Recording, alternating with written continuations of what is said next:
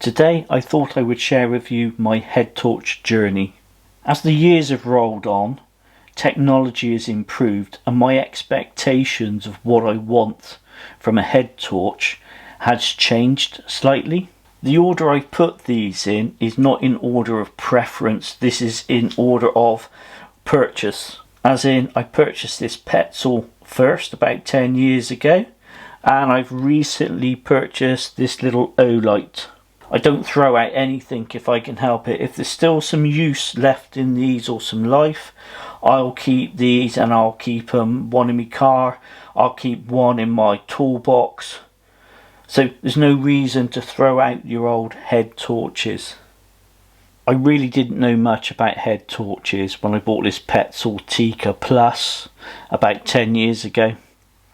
When I bought this, I thought this was the dog's dangly bits.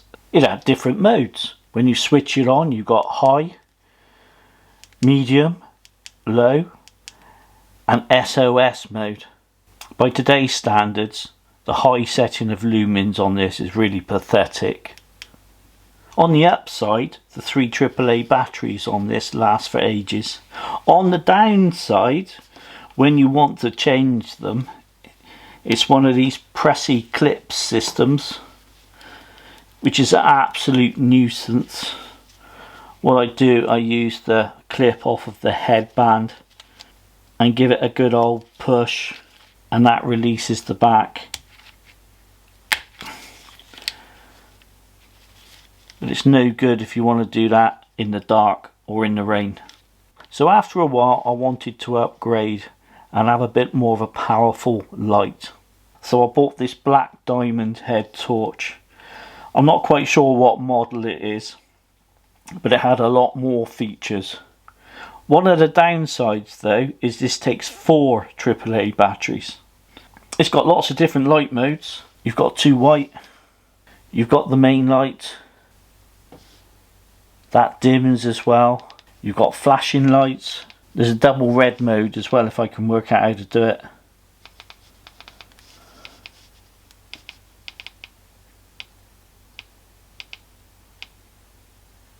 There we go.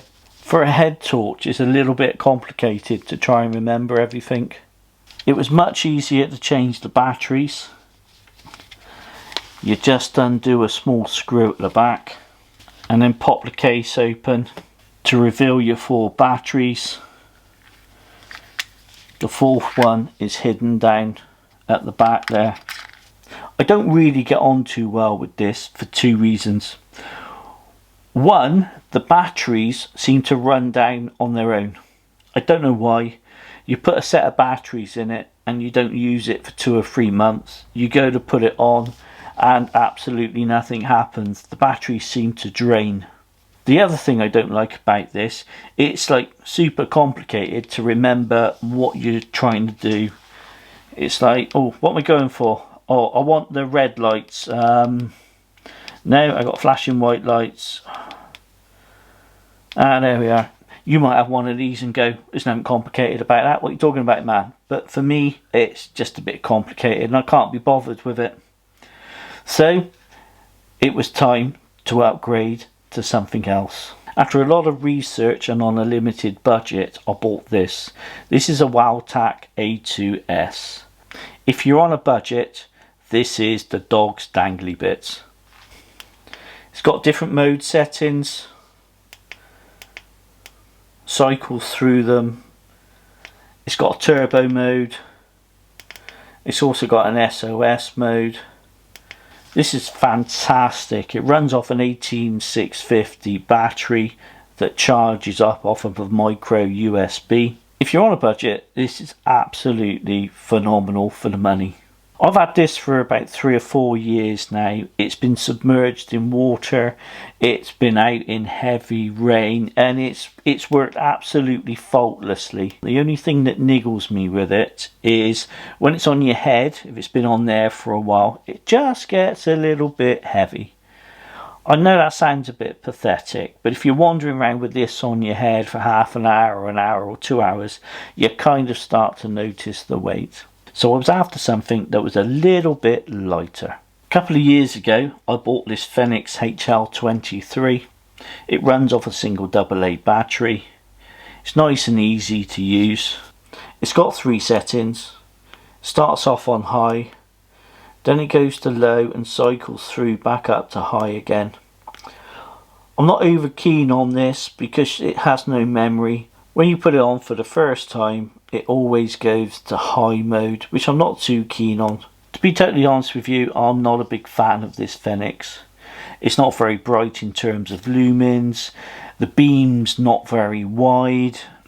Also, when you go to switch it on, it's got no memory, so you're straight into that high setting, which is fine in certain situations. But say you're walking along a track in the dark and you've got your map out and you just want to get your bearings with a map.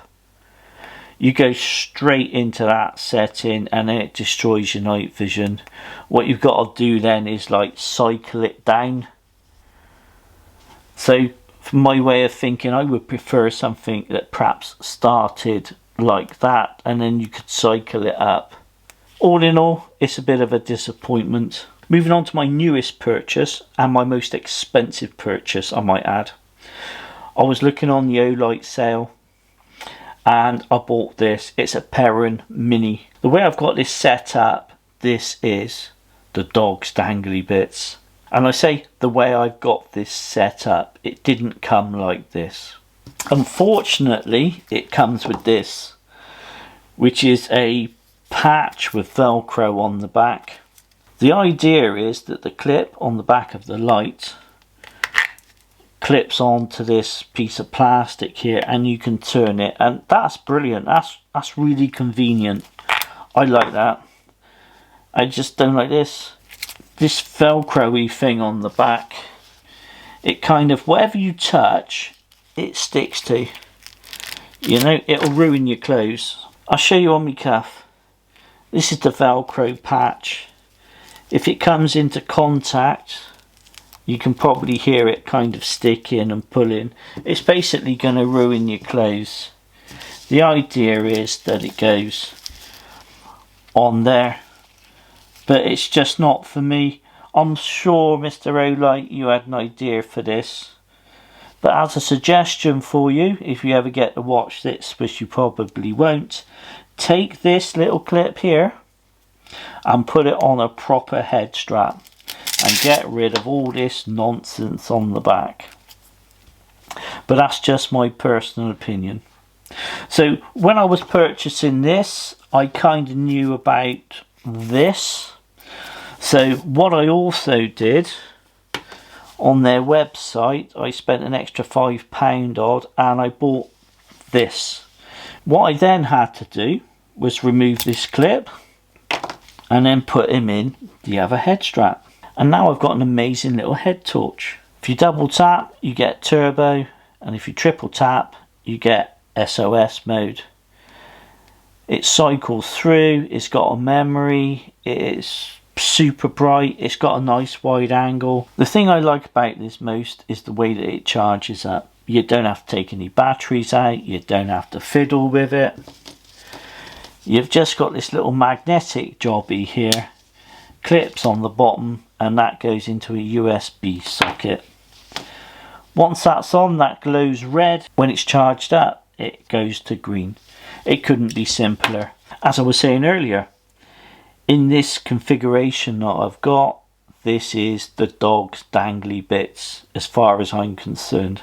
Weight wise, on my scales, the Olight weighs 77 grams. The Wowtac A2S weighs 157 grams. So for me personally, that's quite a big weight difference. The only reason I could afford the Olight was because it's in one of their sales. It's a considered purchase. In my personal opinion, I thought it was worth it. So the big question is, if these were my 5 children and the house was on fire, which ones would I choose to save first? Anybody out there with more than one child? You've probably already given some thought to the answer to that question. Well, the Black Diamond I'd have to leave. It's an absolute pain in the arse. The batteries run down on its own and it really doesn't live up to my kind of expectations. The Phoenix or Fenix, that would have to stay as well. It's really not up to par. I'd save all three of these. We've got the weak and feeble, but it's very reliable and it's very pleasant to use. We've also got the strong child, the one that appears to never let you down. And then we've got the cute, lovable child, the one that's the most aesthetically pleasing and the one that looks as though it's going to achieve quite a lot in life. So if you're still watching out there, thanks very much. I appreciate your company. Thanks for joining me on this head torch journey. Thanks very much, everybody. InfoZhed out.